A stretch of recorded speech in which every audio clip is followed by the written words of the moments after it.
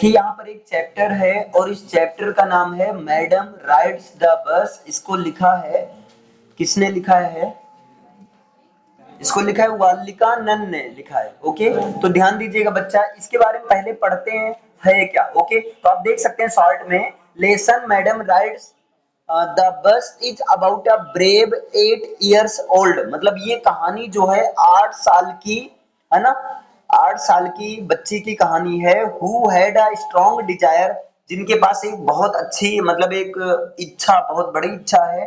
And along with it, और इसी के साथ the courage to fulfil it, इसके साथ उसके पास साहस भी है कि जो भी वो इच्छा रखती है उसको पूरा भी करने की कैपेसिटी उसके पास है ना। She liked gazing at the hustle and bustle of the street, वो गलियों की व्यस्तता को, जो गलियां में हलचल मची हुई रहती है उसको देखना वो पसंद करती है, या उसको ध्यान से वो देखती रहती है ना। And her favourite part was the site of a बस अराइविंग एंड डिपार्टिंग, और वो अपना एक फेवरेट ये देखती रहती है कि जो बसें आती हैं, जो बसें जा रही हैं, ये सब देखना वो काफी ज्यादा पसंद करती है। Thus she developed a deep desire to travel by bus। इस प्रकार वो बार बार देखने से उसने ये डिसाइड कर लिया कि वो जो है बस से यात्रा करेगी। जैसे एक छोटे बच्चे के लिए एक सपना रहता है, जैसे छोटे बच्चे के लिए ट्रेन में बैठना एक सपना है, क्लियर है, मैं जाऊंगी ट्रेन में बैठूंगी, तो वही सेम है। आइए कहानी शुरू करते हैं और ध्यान दीजिएगा। इस संवेदनशील कहानी में एक 8 वर्षीय लड़की कि अपने गांव से बाहर संसार में यात्रा, उसका जीवन और मृत्यु के रहस्य में है ना परिचय भी है, वह हमारी जानकारी की। देखिए, और हमारे उसको समझने में अंतर देखते। अब यहाँ पर देख सकते हैं, पहले यहाँ कहानी शुरू करते हैं। देखिए कहानी क्या, कहानी यहाँ शुरू होती है। देखिए, वल्लिया माई नामक एक लड़की थी, लड़की का नाम था वल्लिया माई, जिसे संक्षेप में वल्ली नाम से पुकारा जाता था। उसकी आयु 8 वर्ष की थी और वह चीजों के बारे में जानने की तीव्र उत्सुक थी। उसका पसंदीदा मनोरंजन अपने घर के दरवाजों में खड़े होकर बाहर गली में होने वाली घटनाओं को देखना था। उसकी गली में उसकी आयु के बच्चे साथ खेलने के लिए नहीं थे और उसे इसलिए यह सब कुछ करना पड़ता था। ये बेचारी अकेले बाहर खड़ी होकर गली में जो भी चीजें होती थी है ना, बसें आती जाती रहती थी, लोग जो कि जिस तरीके से बातें करते रहते, इन्हीं सबको देखा करती थी। परंतु वल्ली के लिए दरवाजे में खड़े होने का प्रत्येक क्षण इतना आनंददायक था जितना कि दूसरे बच्चों का कोई खेल होता था। गली को देखने से उसे कई प्रकार के नए असाधारण अनुभव प्राप्त हुए। ये देखिए, ये वल्ली खड़ी है गली के पास और देख रही है कुत्ते और यहाँ बस वस आते जाते है ना, देखती रहती है। मतलब रोड के किनारे इसका घर है। ओके, सबसे अधिक आकर्षक चीज वो बस थी जो उसके गांव से नजदीकी कस्बे के बीच चलती थी। यह हर 1 घंटे में उसकी गली से गुजरती थी, एक बार कस्बे की ओर जाते हुए और एक बार वापस आते हुए। बस का ये नजारा, हर बार उसमें नए नए यात्रियों का होना, वल्ली के लिए समाप्त ना होने वाले आनंद का स्रोत था। दिन प्रतिदिन वह बस को देखा करती थी और धीरे धीरे एक छोटी सी इच्छा उसके मन में आई और तीव्र होती चली गई। वह उस बस में सवारी करना चाहती थी केवल एक बार। उसकी इच्छा कुछ दिनों दिन है ना, उसकी इच्छा दिनों दिन बलवती होती चली गई और वह एक तीव्र लालसा बन गई, एक तीव्र लालसा बन गई। वल्ली उदासी से लोगों की ओर एकटक देखा करती थी जो बस में सवार होते और उतरते थे। जब बस गली के कोने पर रुकती थी, उनके चेहरे उनके अंदर तड़प सपनों और आशाओं की ज्योति जलाते थे। यदि उसके दोस्तों में से कोई बस में सवारी करता था और उसके सामने शहर का वर्णन करने की प्रशंसा करता, तो वल्ली तो उसकी बात सुनकर ईर्ष्या होती वल्ली को और अंग्रेजी में चिल्लाती, घमंडी घमंडी, इसको इंग्लिश में इगोइस्ट, इगोइस्ट ऐसे कुछ कहते। ना तो वह स्वयं और ना ही उसके दोस्त वास्तव में इस शब्द का अर्थ समझते थे, इंग्लिश में कहते थे, है ना। हॉटी हॉटी हॉटी, हॉटी मतलब घमंडी, हॉटी कहीं का, clear, you are naughty because you are haughty. लेकिन वे प्रायः इसका प्रयोग अनौपचारिक रूप से असहमति व्यक्त करने के लिए करते थे। अब यहाँ पर नेक्स्ट देखिएगा आप लोग, कई दिनों और महीनों तक वल्ली ने अपने पड़ोसियों और उन लोगों की बातें ध्यानपूर्वक सुनी थी जो नियमित रूप से बस का प्रयोग किया करते थे, बस में जाया करते थे, और वह कुछ समझदारी पूर्ण प्रश्न भी इधर उधर से पूछा करते थे। इस प्रकार उसने बस की यात्रा के बारे में अनेकों छोटी छोटी जानकारियां प्राप्त कर ली। कस्बा उसके गांव से 6 मील दूर था। एक तरफ का किराया 30 पैसे था, जो कि नहीं के बराबर था। उसने एक अच्छी पोशाक पहने हुए आदमी से सुना था, लेकिन वल्ली के लिए एक महीने से दूसरे महीने तक मुश्किल से ही इतने पैसे, एक महीने से दूसरे महीने तक मुश्किल से इतने पैसे रखती थी वो। यह एक अच्छी खासी रकम थी। शहर तक की यात्रा को 45 मिनट लगते थे। शहर में पहुंचकर यदि वह अपनी सीट पर बैठी रहती और दोबारा से 30 पैसे देती, तब वह उसी बस से वापस आती थी। इसका अर्थ ये था कि वह दोपहर वाली 1 बजे की बस पकड़ सकती थी। वह 1:45 तक शहर पहुंच सकती थी और घर वापस 2:45 पर आ सकते थे। उसके विचार आगे बढ़ते गए, और जब वह गणना करती और दोबारा गणना करती, योजना बनाती और दोबारा योजना बनाती। खैर, बसंत के एक सुहावने दिन दोपहर बाद वाली बस गांव से रवाना होने वाली थी और मुख्य सड़क पर मुड़ने वाली थी। तब चिल्लाती हुई एक छोटी सी आवाज सुनाई दी, बस को रोको, रोको, बस को रोको। और एक छोटा सा हाथ आदेश देता हुआ उठाया गया था। बस धीमी होती हुई रेंगने लगी और कंडक्टर ने अपना सिर बाहर निकालते हुए कहा, तब जल्दी करो, जिसको आना है उसको कहो जल्दी आए। मैं हूं, बल्ली चीखी, मैं अकेली हूं जिसे बस में सवार होना है। अब तक बस रुक गई थी और कंडक्टर ने कहा, ओह, वास्तव में तुम ऐसा नहीं कहती।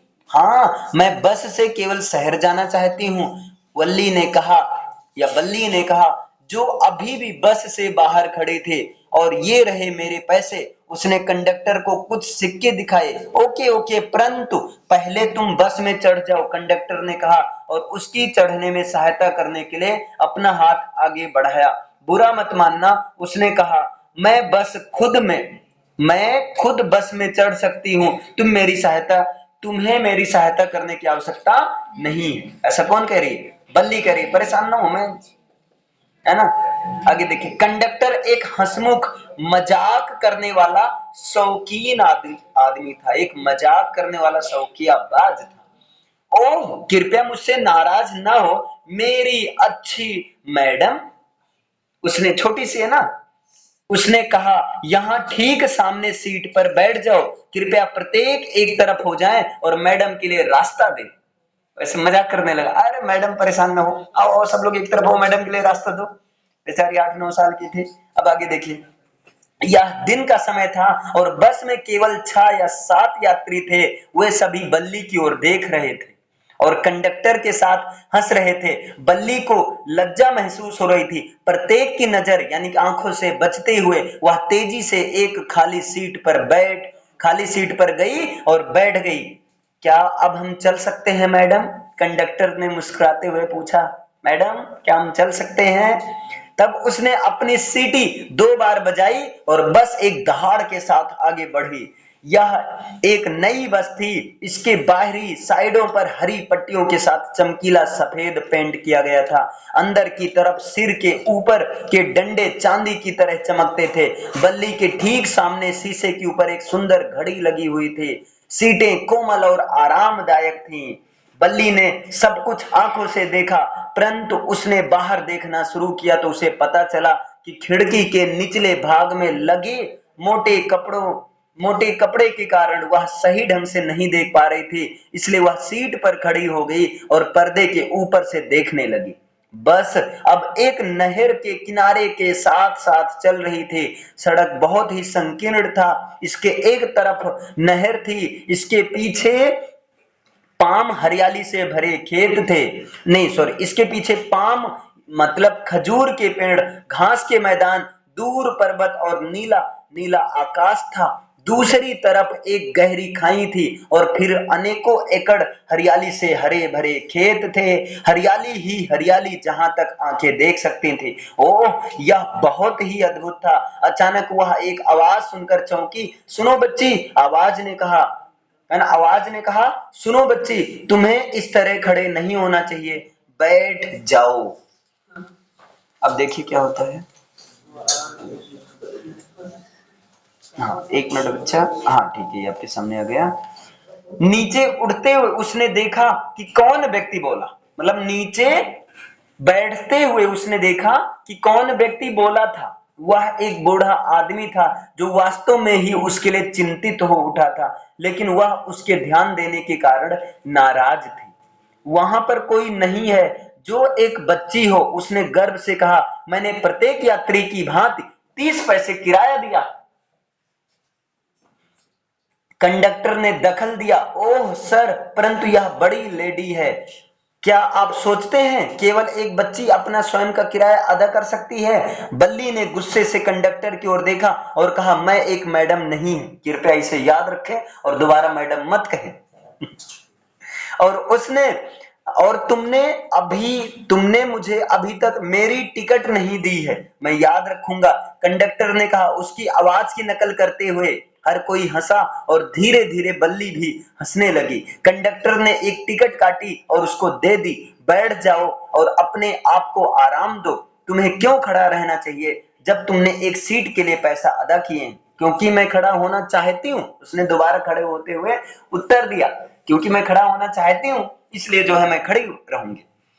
परंतु यदि तुम सीट पर खड़ी होती हो तो जब बस एक नुकीला मोड़ लेगी या एक गड्ढे में से गुजरेगी तब तुम गिर सकती हो। यही कारण है हम चाहते हैं कि तुम बैठ जाओ बच्ची। अब ये बच्ची कहने लगा, मैं एक बच्ची नहीं हूं, मैं तुम्हें बता रही हूं। उसने चीख कर कहा, मेरी आयु 8 वर्ष है, मैं बच्ची नहीं हूं। अवश्य अवश्य, मैं मूर्ख हूं, मैं कितना मूर्ख हूं, 8 वर्ष, मेरा दिमाग देखो। बस रुकी, कुछ नए यात्री बस में सवार हुए और कंडक्टर कुछ समय के लिए व्यस्त हो गया अपनी सीट के खो जाने के भय से। बल्ली आखिर में बैठ गई कि ज्यादा भीड़ है नहीं, कोई बैठ जाएगा, है ना। एक बूढ़ी औरत आई और उसके पास बैठ गई। क्या तुम अकेली हो प्रिय? जब बस चली तो उसने बल्ली से पूछा। बल्ली को वह औरत पूर्ण रूप से घृणित लगी। उसके कानों में बड़े बड़े सुराख थे और उनमें बहुत ही भद्दी सी बालियां थीं और वह पान चबा रही थी जिसकी उसे गंध आ रही थी। पान का रस किसी समय भी उसके होठों से बाहर निकलने को हो रहा था। इस प्रकार के व्यक्ति के साथ कौन सामाजिक व्यवहार कर सकता था? आगे देखिएगा। हाँ मैं अकेली यात्रा कर रही हूँ, उसने रूखेपन से जवाब। हाँ मैं अकेली यात्रा कर रही हूँ और मेरे टिकट भी हैं। हाँ वो शहर जा रही है, कंडक्टर ने कहा। 30 पैसे के टिकट के साथ जा रही है। ओह, तुम अपने काम से काम क्यों नहीं रखती? बल्ली ने कहा, तुम अपने काम से काम क्यों नहीं रखती? लेकिन फिर भी वह हंसी और कंडक्टर भी हंसा, परंतु वह बूढ़ी औरत अपने बदतमीजी के साथ जारी रही, बोलती रही। क्या इतनी छोटी बच्ची को अकेले यात्रा करना उचित है? क्या तुम ठीक ठीक ढंग से जानती हो कि कस्बे में तुम कहां जा रही हो? कौन सी गली है? मकान नंबर क्या है? तुम्हें मेरे बारे में चिंतित होने की जरूरत नहीं है, मैं खुद अपना ध्यान रख सकती हूँ। बल्ली ने खिड़की की तरफ मुंह घुमाते हुए और बाहर देखते हुए कहा कि तुम्हें मेरे बारे में चिंता करने की जरूरत नहीं है, मैं खुद अपना ध्यान रख सकती हूँ। कुछ बच्चे होते हैं, छोटे होते हैं, बड़े तेज तर्रार के होते हैं। आगे देखिए, उसकी पहली यात्रा कितने सावधानी पूर्वक, मेहनत से, बड़ी योजना से उसे इसकी तैयारी करनी पड़ी थी। जितने भी सिक्के उसके पास आए उसने सावधानी पूर्वक खर्च ना करके बचाए थे, बड़ी मेहनत से पैसा इकट्ठा किए थे। पिपरमेंट खिलौने, गुब्बारे खरीदने के लालच को रोक कर और अंत में उसने 60 पैसे बचाए थे, 30 जाने का 30 आने का। कितना मुश्किल था ये, विशेषकर गांव के मेले वाले दिन। परंतु उसने दृढ़ निश्चय से झूले पर बैठने की इच्छा को टाल दिया था। हालांकि उसके पास पैसे थे, लेकिन कहा पैसा यहाँ खर्चा हो जाएगा तो बस में किसी यात्रा करेंगे। पर्याप्त पैसे बचाने के बाद उसकी अगली समस्या थी, बिना मां को पता चले घर से बाहर कैसे निकला जाए। पर यह उसने बिना अधिक परेशानी के कर लिया। हर रोज दोपहर के भोजन के पश्चात उसकी मां 1 से 4 बजे तक झपकी लेती थी, सोती थी। बल्ली हमेशा ये समय अपने पिकनिक के लिए प्रयोग करती और जब वह घर के द्वार से बाहर देखती, कई बार गांव में बाहर निकल जाती। आज इसी समय गांव के बाहर उसके पहले पिकनिक यात्रा के लिए प्रयोग किया जा सकता था। अब नेक्स्ट देखिएगा आप लोग, और नेक्स्ट क्या है, बस कभी एक खाली भूखंड से गुजरती, कभी एक छोटे से कस्बे से और कभी पास की दुकानों से। कई बार बस दूसरे वाहन से टकराती दिखती जो उनकी ओर आ रहा होता, और कई बार सड़क पार करते पैदल यात्रियों से। परंतु किसी तरह यह आराम से गुजर जाती, सारी रुकावटों को सुरक्षित पीछे छोड़ती। पेड़ उनकी ओर दौड़ते दिखाई देते, परंतु बस जब उन तक पहुंचती तो दूसरी दिशा में दौड़ने से पहले एक क्षण असहाय से सड़क के किनारे खड़े दिखते। अचानक बल्ली ने खुश होकर ताली बजाई। एक छोटी गाय पूंछ ऊपर हवा में पूंछ उठाए उनके बस के सामने सड़क के बीच तेजी से दौड़ रही थी। बस धीमी होकर रेंगने लगी और ड्राइवर ने तेजी से बार-बार हॉर्न बजाया, परंतु वह जितना बजाता जानवर उतना ही डर और तेजी से दौड़ता, हमेशा बस के सामने। किसी प्रकार यह बल्ली के लिए बहुत आनंदमयी था। वह हंसती रही और जब तक कि उसकी आंखों में आंसू नहीं आ गए। हे लड़की, क्या तुम बहुत नहीं हंस चुकी? कंडक्टर बोला। कुछ कल के लिए भी बचा लो, सारा आज ही हंसोगी क्या? अंत में गाय सड़क से उतर गई और शीघ्र ही बस रेलवे क्रॉसिंग पर आई। दूर से आती गाड़ी एक धब्बे जैसी दिखती थी जो पास आते हुए बड़ी होती गई, फिर क्रॉसिंग गेट से तेजी से गरजती खड़कती बस को हिलाती चली गई। ये ट्रेन गाड़ी ऐसे गई थी, है ना। तब बस आगे बढ़ी और ट्रेन स्टेशन से निकली। वहां एक व्यस्त सुसज्जित दुकानों वाली गली से होते हुए एक चौड़े आम रास्ते पर प्रविष्ट हुई। इतनी बड़ी चमकदार दिखने वाली दुकान, कैसे कैसे चमकते कपड़े और दूसरे बेचने का सामान, इतनी ज्यादा भीड़। अब नेक्स्ट देखिए। आश्चर्य से मूक होकर बल्ली ने हर चीज को देखा। तब बस रुकी और बल्ली के अतिरिक्त हर कोई उतर गया, बल्ली नहीं उतरी। ए लड़की, कंडक्टर ने कहा, क्या तुम उतरने वाली नहीं हो?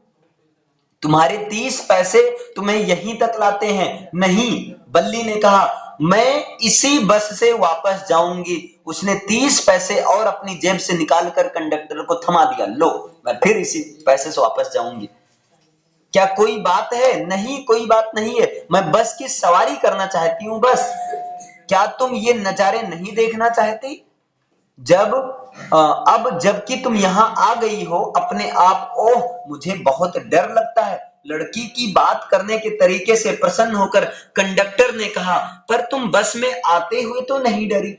उसमें डरने की कोई बात नहीं हो। लड़की ने कहा, अरे उसमें डरने की कोई बात नहीं है। तब ठीक है, उस स्टॉल पर चलकर क्यों ना कुछ पिया जाए, उसमें भी डरने की कोई बात नहीं है। ओह नहीं, मैं ऐसा नहीं कर सकती हूँ। ठीक है, तब मैं तुम्हारे लिए ठंडा पेय ले आऊं, कुछ पीने के लिए ले आऊं। क्या तुम्हारी माँ तुम्हें ढूंढ नहीं रही होंगी? कंडक्टर ने पूछा, ये बताओ तुम्हारी मम्मा तुमको खोज नहीं रही होंगी? और उसने लड़की को टिकट दिया। नहीं, कोई भी मुझे नहीं ढूंढ रहा होगा, उसने कहा। बस चली और फिर से वही अद्भुत दृश्य थे। बल्ली को कोई भी चीज उबाऊ नहीं लगी और हर एक को उसी उत्साह से लिया पैसा, हर एक को उसी उत्साह से लिया जैसा कि उसे पहली बार अनुभव हुआ था। फिर से वापस हंसते खिलखिलाती आ रही है। परंतु अचानक उसने सड़क के पास एक छोटी गाय को मृत पड़े देखा, वहीं जहां एक तीव्र गति वाले वाहन से वह टकरा गई थी। क्या यह वही गाय नहीं है जो शहर आते हुए बस के सामने दौड़ी थी? उसने कंडक्टर से पूछा। कंडक्टर ने सिर हिलाया। हाँ, और उस पर उदासी छा गई। जो कुछ देर पहले एक सुंदर प्यारा प्राणी था, अब अचानक अपना जीवन और आकर्षक खो चुका था। और कितना वहां पड़ा कितना भयानक, कितना डरावना दिखता था, है ना। टांगे दूर तक फैली, आंखों में एक बेजान स्थिर टकटकी, चारों ओर खून। मतलब गाय मर चुकी थी ना। आगे देखिए। बस आगे बढ़ी, मृत गाय की याद उसे सताती रही। उसने उत्साह को ठंडी बस आगे बढ़ी, मृत गाय की याद उसे सताती रही। उसने उत्साह को ठंडा करती, वह और अधिक खिड़की से बाहर नहीं देखना चाहती थी। वह इसी प्रकार सीट से चिपक कर बैठी रही जब तक कि 3:40 पर बस उसके गांव में नहीं पहुंच गई। तब वह कंडक्टर की ओर मुड़ी और कहा, श्रीमान, आशा है फिर मिलेंगे। ठीक है मैडम, उसने मुस्कुराते हुए उत्तर दिया। जब भी तुम्हें बस की सवारी की इच्छा हो, आकर हमसे मिलना और अपना किराया लाना मत भूलना। वह हंसी और बस से नीचे कूद गई, या मतलब उतर गई। फिर वह दौड़ती हुई सीधी घर में घुसी। जब उसने घर में प्रवेश किया तो देखा उसकी मां जगी हुई थी और दक्षिण गली वाली उसकी एक आंटी से बात कर रही थी। यह आंटी वास्तव में बहुत बातूनी थी। एक बार बातें करना शुरू कर दे तो मुंह बंद नहीं करती थी, बहुत बातूनी थी। और तुम कहाँ गई थी? जब बल्ली अंदर आई तब उसकी आंटी ने पूछा, तुम कहाँ गई थी? वह यूं ही बोलती थी, उत्तर की प्रतीक्षा किए बिना।